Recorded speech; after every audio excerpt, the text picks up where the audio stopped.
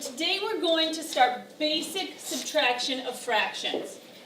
Basic subtraction. So if I look here, 5 3/4 take away 2 1/2. I have to recognize that there's not a common denominator. I have to go into my brain bank and find a common denominator. Can I make 2 a 4? And I'm going to say to myself, yes, I can do that. So I'm going to change my 2 1/2 right here, and I'm going to leave my 4 there. I'm going to leave 5 3/4 the same. Now, I've got to get that 2 to a 4. I'm going to multiply by 2. Whatever I do to the bottom, I've got to do to the top. 1 times 2 is 2. Now I'm ready to subtract. 3 take away 2 is 1. Our denominator stays the same. 5 take away 2 is 3. This is in simplest form. I'm done. I'm done.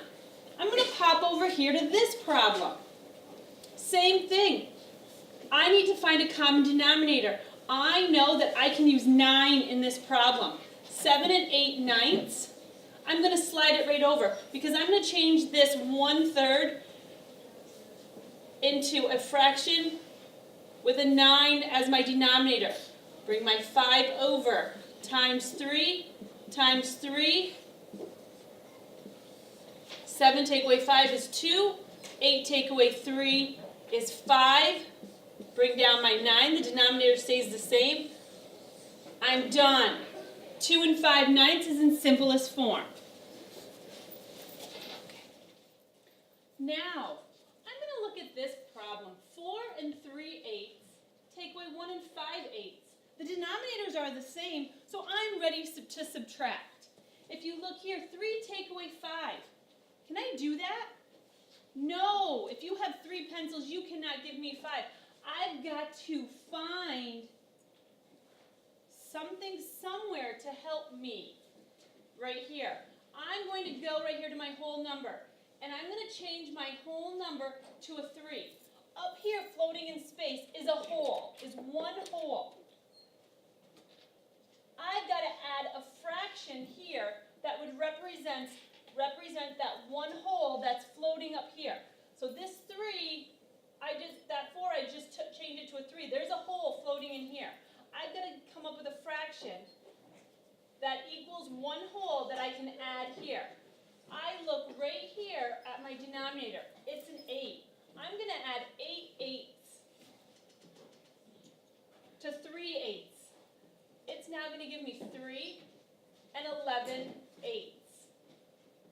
Take away 1 5/8. Yes, I know this is improper, but it's not in my answer. Now I can subtract. 11 take away 5 is